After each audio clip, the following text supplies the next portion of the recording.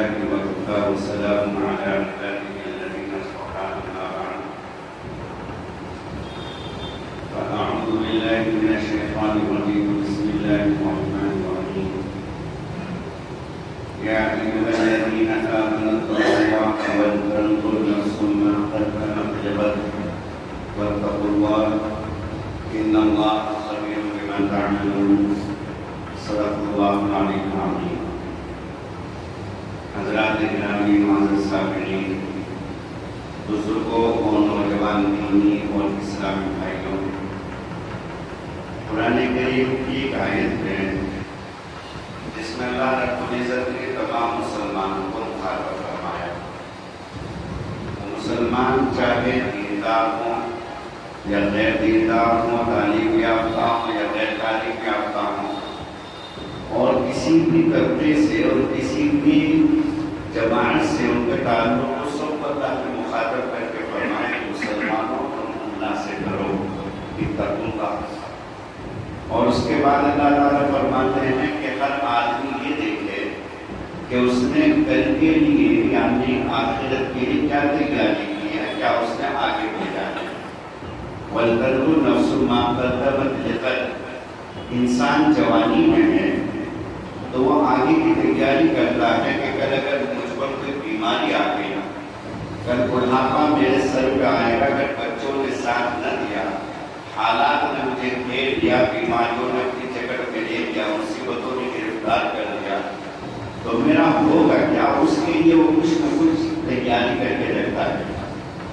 آدمی اپنے بچوں کے لیے تیاری کرتا ہے کہ اگر میرے بعد میرے بچوں کا کیا ہوگا، اس کے لیے انتظامات کرتا ہے، اس کے لیے مکانات بناتا ہے، دوسری اور بعض چیزوں کا بندوبست کرتا ہے. یہ انسان کا انتظار ہے. تو اللہ رب العزت نے مسلمانوں کو مخاطب کر کے فرمایا کہ ہر انسان کو یہ دیکھنا چاہیے کہ اس نے آخرت کے لیے کل کے لیے جو دائمی زندگی ہمیشہ کی زندگی ہے اس نے اس کے لیے کیا تیاری کی ہے. اور پھر آگے اللہ تعالیٰ فرماتے ہیں اتقوا اللہ، لوگوں تم اللہ سے ڈرو. پہلے میں اللہ تعالیٰ نے اتقوا اللہ فرما رہے ہیں، اس کے بعد وَلْتَنْظُرْ نَفْسٌ مَا قَدَّمَتْ لِغَدٍ وَاتَّقُوا اللَّهَ. اور آگے اللہ تعالیٰ فرماتے ہیں إِنَّ اللَّهَ خَبِيرٌ بِمَا تَعْمَلُونَ. اللہ تعالیٰ کو خوب اچھی طریقے سے معلوم ہے، اللہ تعالیٰ کو خوب پتا ہے کہ تم عمل کیا کرتے ہو.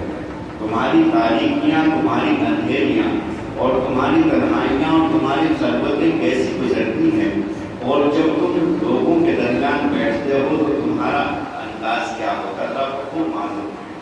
اللہ جلوتوں کو دیکھتے ہیں، خلوتوں کو دیکھتے ہیں، ساری چیزوں سے اللہ واقف ہے. اللہ خبیر بما تعملون. ہر انسان کو چاہیے کہ وہ یہ زندگی گزار رہا ہے، یہ زندگی تو ایک نہ ایک دن ختم ہو جائے گی، سب کو پتا ہے. اور اب وہ حال یہ ہے کہ جو حدیث مانتا ہے کہ قیامت کے قریب لوگ کثرت سے مریں گے، موتیں کثرت سے ہوں گی، اور جوان موت ہوں گی، اور ان کا احساس تک ختم ہو جائے گا. چنانچہ اگر ہم دیکھیں کس قدر لوگ مرتے ہیں، ہم اپنے قتلوں پہ جنازہ اٹھا کے قبرستان پہنچا رہے ہیں، جوان لوگ جا رہے ہیں، لیکن چند دن اس کا احساس ہے، اس کا چرچا تذکرہ ہوتا ہے، اس کے بعد بھول جاتے ہیں.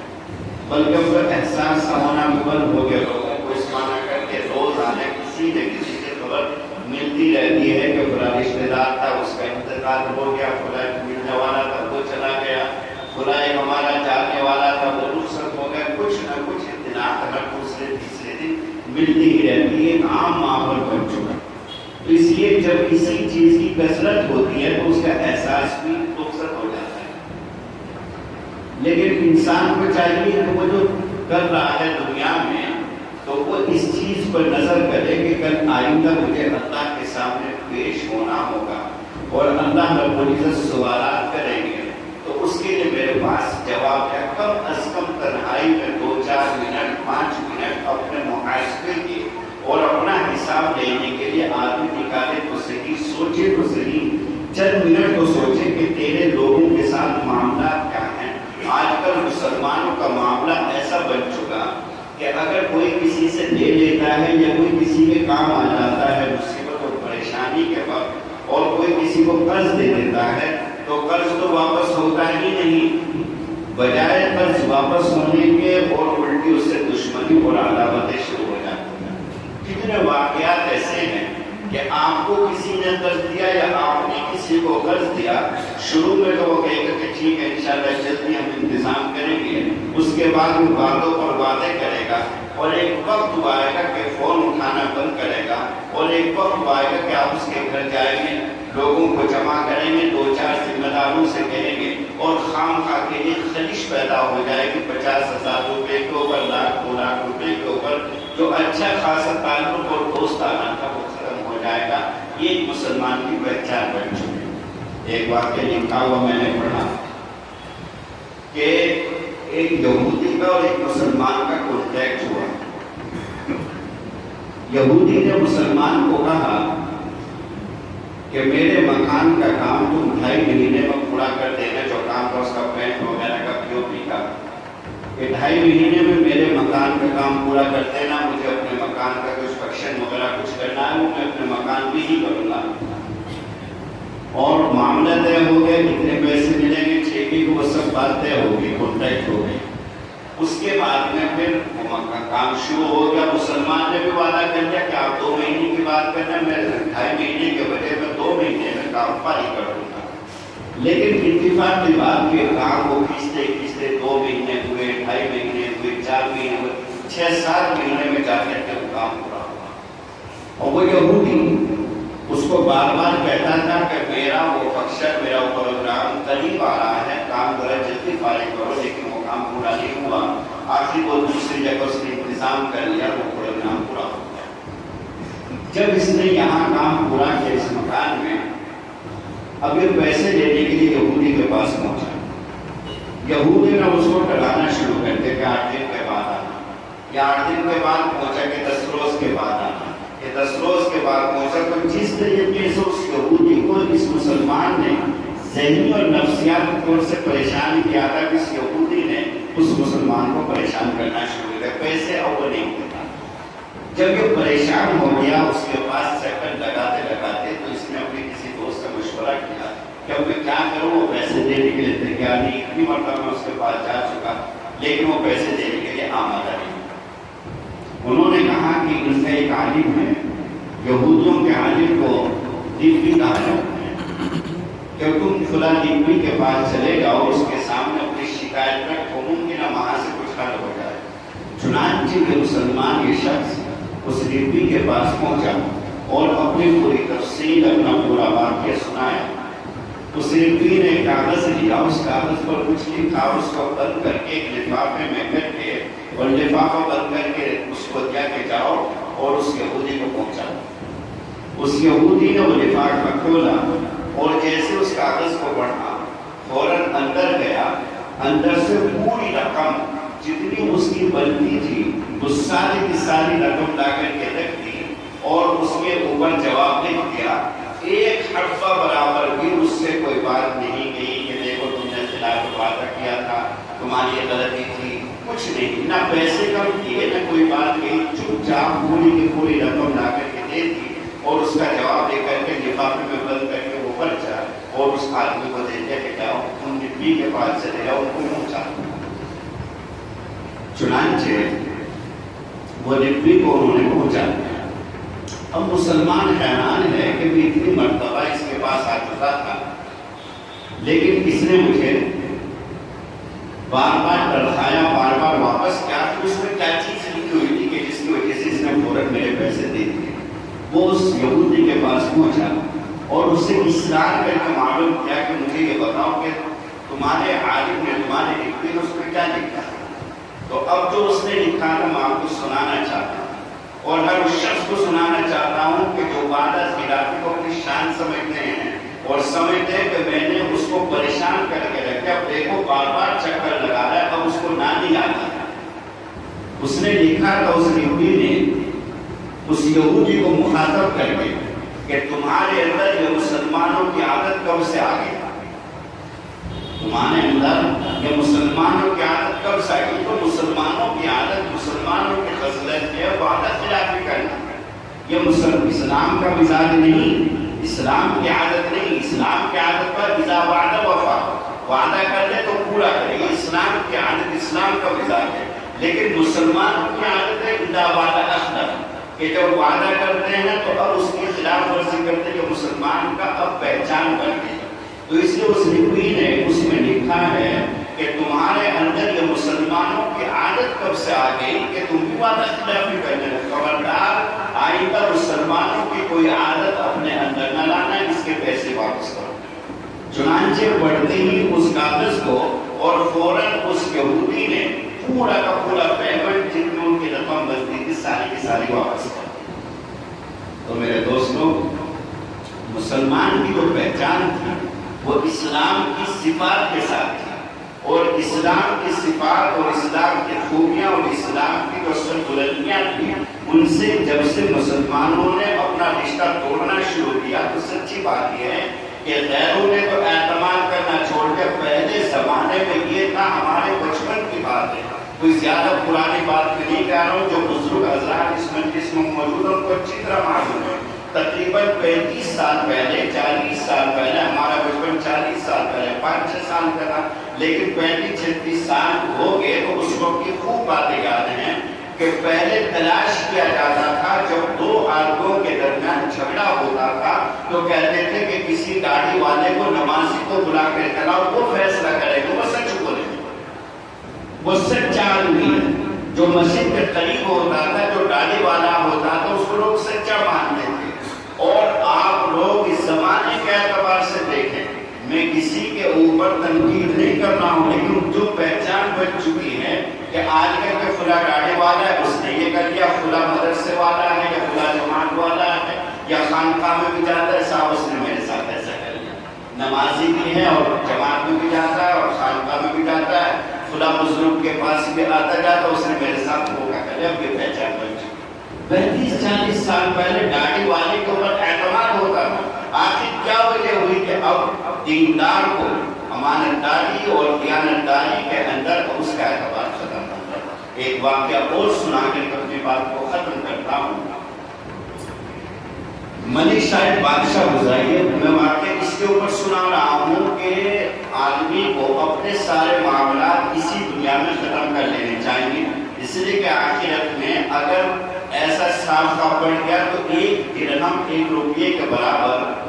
1 روپیہ اگر کسی کا کسی کے ذمہ اور اس نے اس سے معاف نہیں کرایا یا ادا نہیں کیا تو 1 روپیے کے عوض 100 مقبول نمازیں دینی پڑے گی.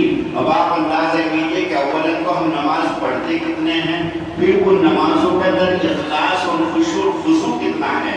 چونکہ قبولیت کی جو بنیاد ہے وہ تو اخلاص ہے، للہیت ہے، سچائی ہے، خشوع ہے. حدیث مانتا ہے کہ قیامت کے قریب ایسا وقت آئے گا کہ مسجدیں بھری ہوئی ہوں گی، لوگ مسجدوں میں ہوں گے، لیکن ان میں ایک شخص بھی ایسا نہیں ہوگا کہ جو خشوع اور خضوع کے ساتھ نماز ادا کرنے والا. اللہ کے رسول صلی اللہ علیہ وسلم کا فرمان ہے. ملک شاید بادشاہ گزرا.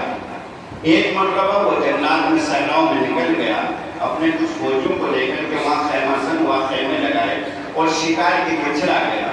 اس کے کچھ فوجی اس کے خیمے کے پاس تھے. انہوں نے دیکھا کہ ایک گائے ہے جو آوارہ گھوم رہی ہے.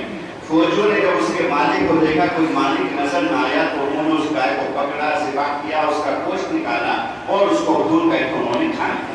شام میں اس کی مالک ایک بوڑھی عورت تھی، وہ اپنی گائے کو تلاش کرتے کرتے فوجیوں کے پاس پہنچی.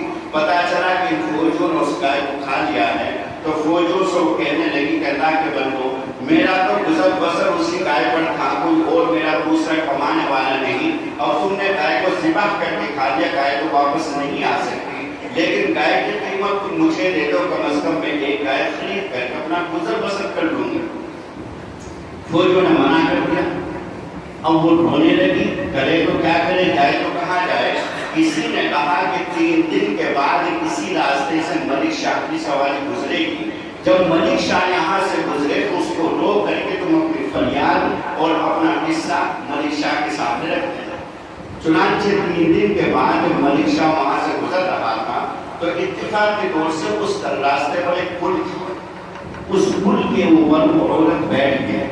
جیسے ملک شاہ کی سواری سامنے سے آئی تو اس عورت نے کھڑے ہو کر کے ملک شاہ کے گھوڑے کی لگام کیسے پکڑ لیا اس کے چہرے کو پکڑ کر کے کھڑی ہو گئی، اور جو بات بڑھانے گئی وہ ہر ایک سینے کے اندر اور ہر ایک دل اور دماغ کے اندر یہ بات اترنی چاہیے۔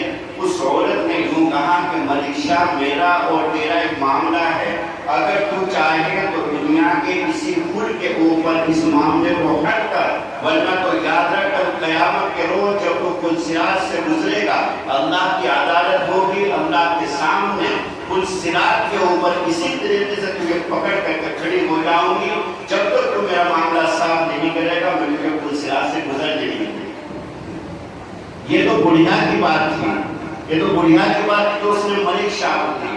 میرا اور آپ کا معاملہ کتنے لوگوں کے ساتھ ایسا ہے کہ اگر ایک مرتبہ میں بہت ساری نمازیں، زکوٰۃ، صدقہ، خیرات لے کر کے بندہ جا رہا ہے اللہ کے یہاں، اگر ایک مرتبہ میں کوئی دامن پکڑ کر کے کھڑا ہو گیا اور کہا کہ پروردگار میرا اس بندے کا ذمہ یہ حق ہے، آپ میرا حق دلوائیں گے، تو اللہ کا انصاف ہوگا، اللہ کی عدالت ہوگی۔ وہاں نعوذ باللہ رشوت کا یا سفارش کا کوئی مطلب نہیں، وہاں تو عدل ہی عدل اور انصاف ہی انصاف ہوگا۔ اس موقع پر اگر اللہ رب العزت نے فضل نہ فرمایا اور اپنی طرف سے نہ دیا اور دینا پڑ گیا تو کہاں سے بنتا جائے گا؟ اعمال ہی ہوں گے، پہلی بات تو اعمال ہوتے نہیں، ہوتے ہیں تو قبولیت کا پتہ نہیں، اور اگر قبول ہو بھی نہ ہے اور وہاں لے جا کر کے کسی اور کے حوالے کرتے تو آدمی کے پاس بچے گا۔ چنانچہ جب ملک شاہ کو یہ بات بڑھانے گئی تو اس کے دل کے اوپر ایسا تاثر ہوا کہ گھوڑے سے اتر گیا، اور گھوڑے سے اتر کر کے پورا قصہ سنا، اور قصہ سن کر کے اس نے ایک گائے کے بجائے 7 گائے کی قیمت اس بڑھیا کو دی۔ 7 گائے کی قیمت بڑھیا کو دے کر کے ملک شاہ ہاتھ جوڑ کر کے کہنے لگا کہ اماں اگر تمہارا کچھ اور مطالبہ ہو تو اللہ کے لیے مجھے یہی بتا دو، آخرت میں اللہ کے سامنے مجھ سے مطالبہ نہ کرنا، اس لیے کہ آخرت میں کچھ نہیں دے پاؤں گا۔ بادشاہ وقت ہے، ایمان کا بادشاہ ہے، اور ہاتھ جوڑ کر کے کہتا ہے کہ آخرت میں مجھ سے کوئی مطالبہ نہ کرنا، اس لیے کہ آخرت میں آپ کا مطالبہ پورا نہیں کر پاؤں گا، میری اور تمہاری تو حیثیت اور گنجائش کا بادشاہ وقت یہ بات ہے۔ تو دوستو ہر انسان کو سوچنا چاہیے کہ کسی کا حق اگر کسی کے ذمے ہے، بندوں کا حق اصولی طور سے اللہ تعالیٰ معاف نہیں کرتے، یا تو وہ ادا کیا جائے یا ان سے معاف کرایا جائے۔ اب کس کا کس کے ذمہ حق ہے وہ ہر آدمی جانتا ہے۔ اللہ رب العزت مجھے بھی اور آپ سبھی حضرات کو حقوق العباد ادا کرنے کی پوری توفیق عطا فرمائے، اور اپنی صحیح فکر اور سچی فکر اور اپنے سلیم اور فہم سلیم اللہ تعالیٰ ہم سبھی کو عطا فرمائے۔ وآخر دعوانا